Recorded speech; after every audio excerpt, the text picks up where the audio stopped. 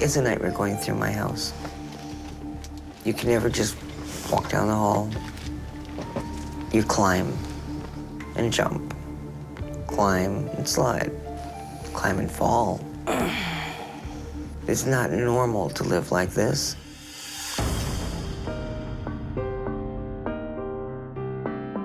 This is my favorite room in the house. Now, you wouldn't know it because underneath here there's a kitchen. I have not been able to cook anything in this microwave for somewhere between 8 and 10 years. It's got noodles and timers and little storage things and cocoa and cupcake holders. I don't consider myself a hoarder. I just think I like too many things. That's a hoarder, darn it.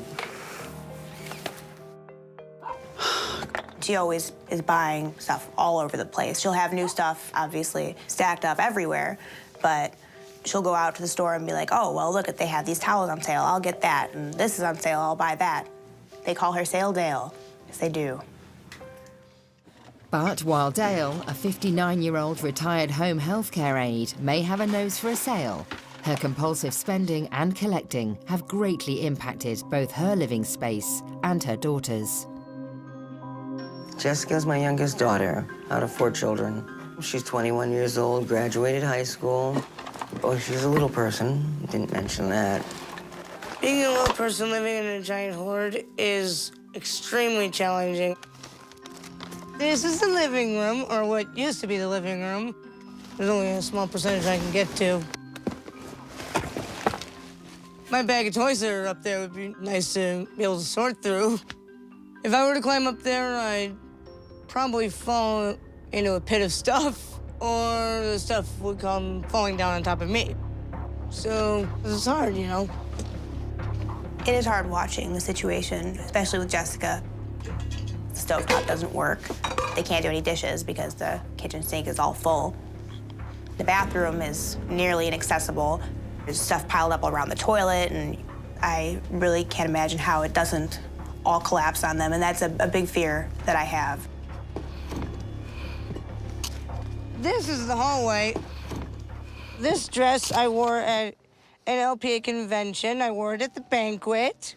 And LPA is Little People of America. This is a bracelet that I got, I believe, at a Little People's convention as well. Someone had a jewelry stand, and I just couldn't resist it. It's gorgeous. It is hard to get through the hallway. I mean, it's an obstacle, but, you know, life is an obstacle. Jessica has a lot of medical concerns. She was born as an achondroplasia dwarf, also known as a little person. And there's a lot of complications that go along with that. She did have to have 1.5 inches taken off the base of her skull because it was crushing her spinal cord. She has a shunt that drains excess brain fluid from her head into her stomach. Doctors said she wouldn't make it a few months, then she was gonna make it past 6 years, and last year, Shirley and I took her out for her 21st birthday. This room used to be my room. It's now being used for like a storage unit.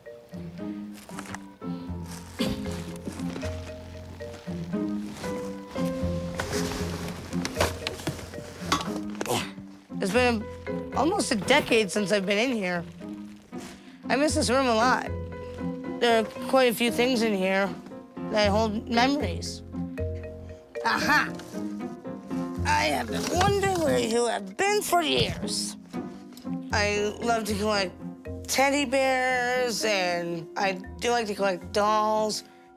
For a long time, stuffed animals were my only friends because I had an oxygen tube from the time I was like 2 or 3 until I was 7. So little kids were kind of afraid of me. And so stuffed animals were my friends because they stuck around, and basically they were always smiling and happy to see me. And I guess that's part of the reason why the collection got so big. I think in a sense, I basically have become a hoarder because every time I see a stuffed animal that's really cute or has big eyes, it's like, I've just gotta have it, it's gotta be mine. So I guess you could say it is contagious. With both Dale and Jessica hoarding, the situation in their home continues to get worse, filling every room to capacity and forcing them to share the only small space that remains in the house, the master bedroom. And this is our room. Hi, Mom. Hi, sweetheart. And as you can see, the collection continues. For Jessica, a lonely childhood pushed her to hoard. But for her mother, Dale, it was her husband's infidelities that turned a fondness for collecting into an obsessive compulsion. My trust in humanity in general went right out the window and hoarding began in full force. Trust no one. Build your walls and build them thick. They can't get through and hurt anymore. As a single parent raising a child with significant health issues, the mounting medical bills sent Dale into financial ruin.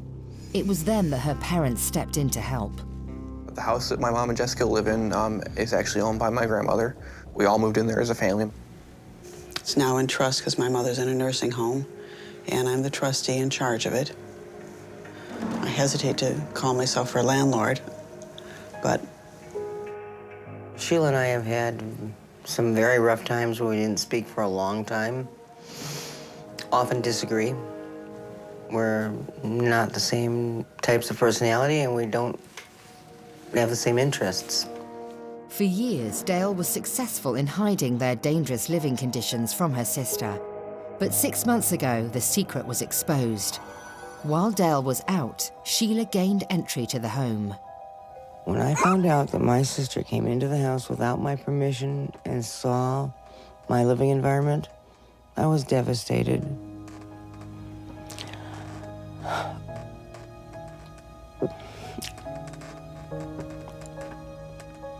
Ashamed. It really was a death trap. If anything happened, they would be killed. I mean, they'd just be killed. They'd be dead. You know, I'll give her some time to clean it up, but it cannot continue. It will not continue. If she wants to live that way, it'll have to be at a different address. If we cannot clean up the house and stop hoarding, then my mom and I won't have a place to call home. We just feel stuck. I absolutely don't know what I'm going to do. I don't know.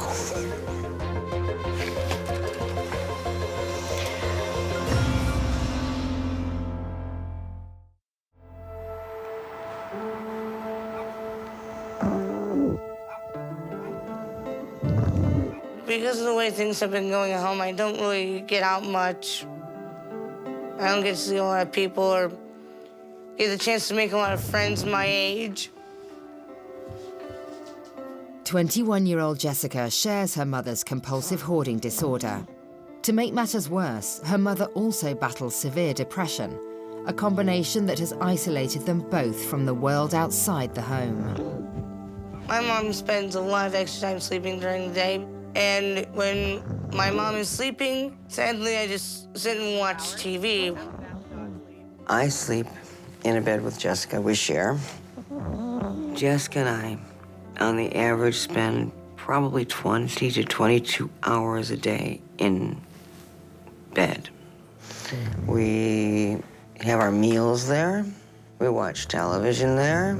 We do any activities that an average family would do. We're doing them there on top of the bed because it is the last clear spot in the house. But while Dale and her daughter Jessica have grown accustomed to the tight quarters, Dale's sister and landlord, Sheila, finds the living situation unacceptable. Throwing my sister out on the street when I know she has nowhere to go and no money is just a really, really ugly alternative. But leaving her in a death trap is something entirely different. It's been over a month since Sheila was last inside the home. Today she has returned to see what progress her sister and niece have made. I am worried that she will be very upset with the condition of the house, because the house is in worse shape since the last time she was here.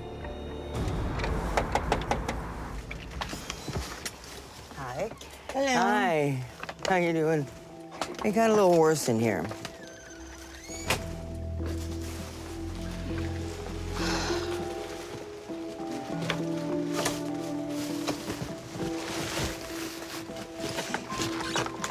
This is not the way I want you to live. This is not how we want to live either. You know that. This cannot continue at all. I mean, No. right? Right. I was just absolutely crestfallen to see it was worse than it ever was. I swear the pile was a foot higher in the living room than it had been before. It's like something out of a bad dream. It's like it's like it's not real.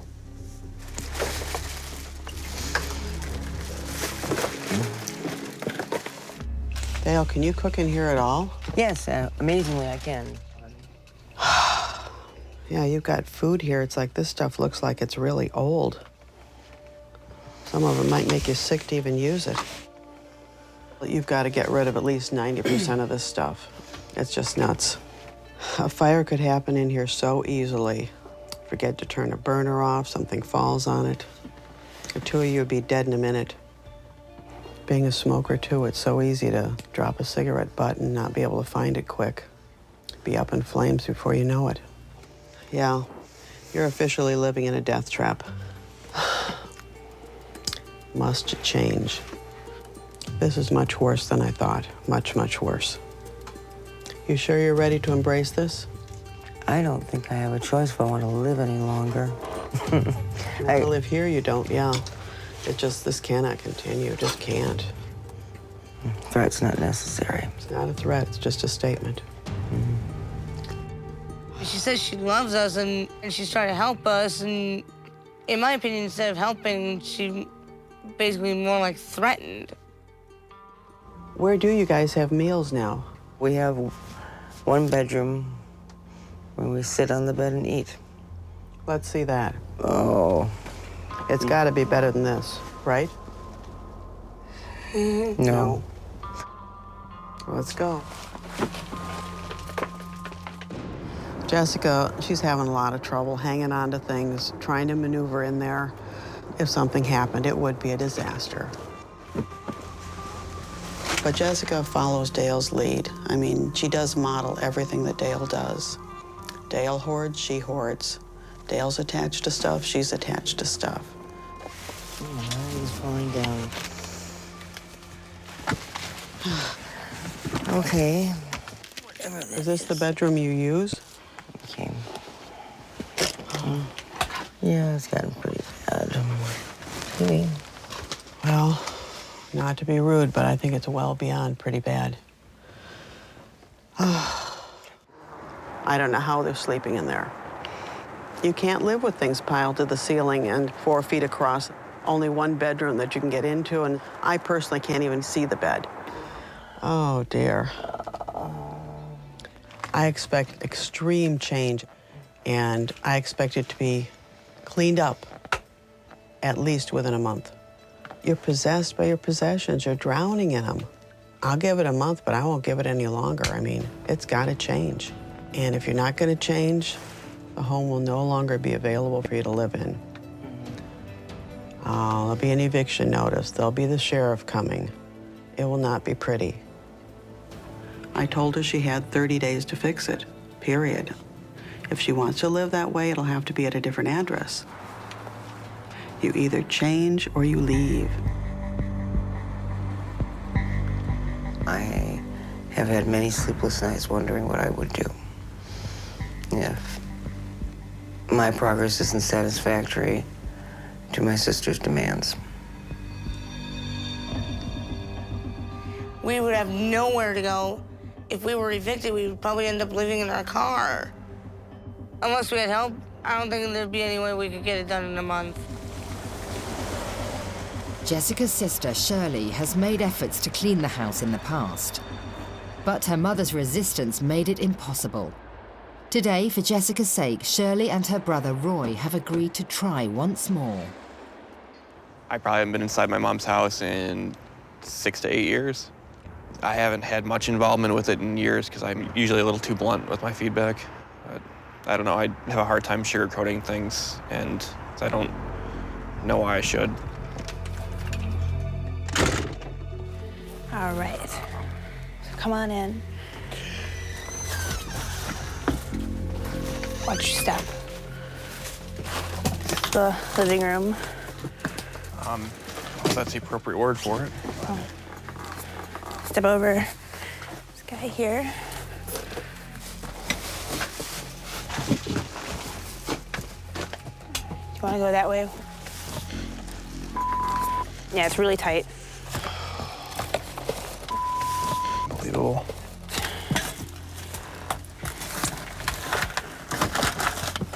And that's her room, if you want to look.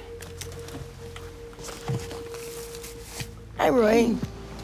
Hi. Welcome to my humble abode. I guess that's one way to put it. Want me to cook you dinner? It was a joke, Roy. Forgive me if I have less than a sense of humor about this. Aside from the shock of everything, you get to the bedroom and there's my mom and Jessica just sleeping in the middle of the afternoon, knowing that things have to get done, otherwise she's gonna be out of the house. Sit up, Jess. I'm trying. I'm probably squishing her.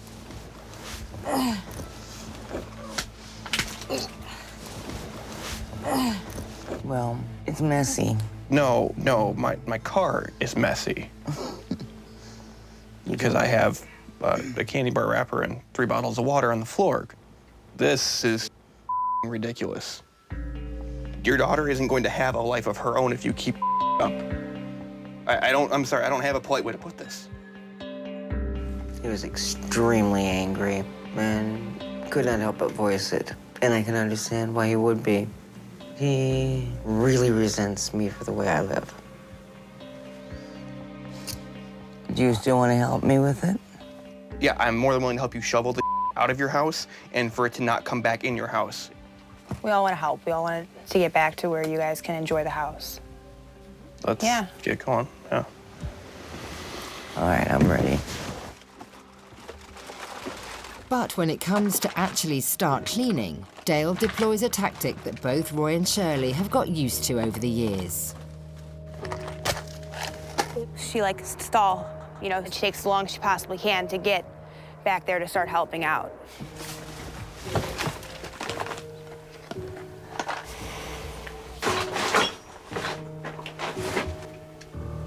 Kitchen.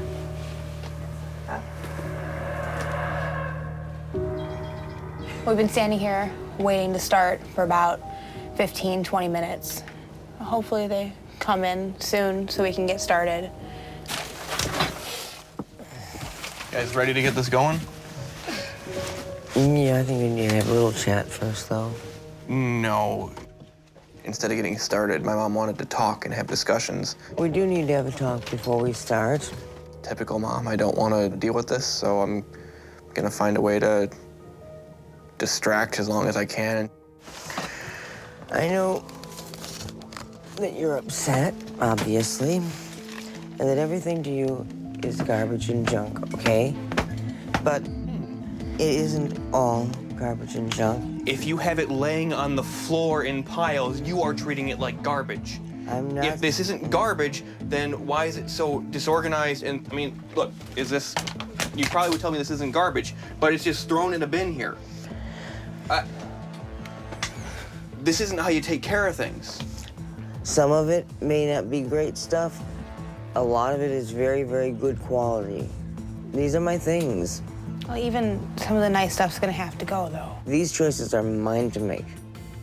And I will Assuming enough choose is those gone that things. Sheila doesn't evict you. Yeah. Sheila is not going to evict me.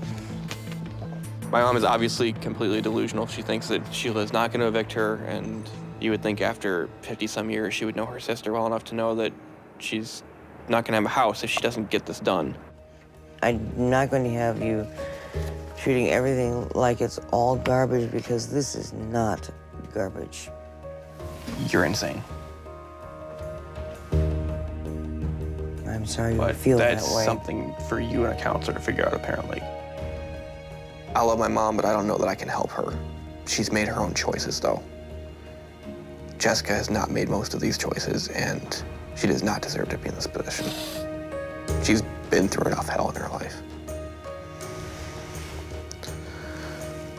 Sorry.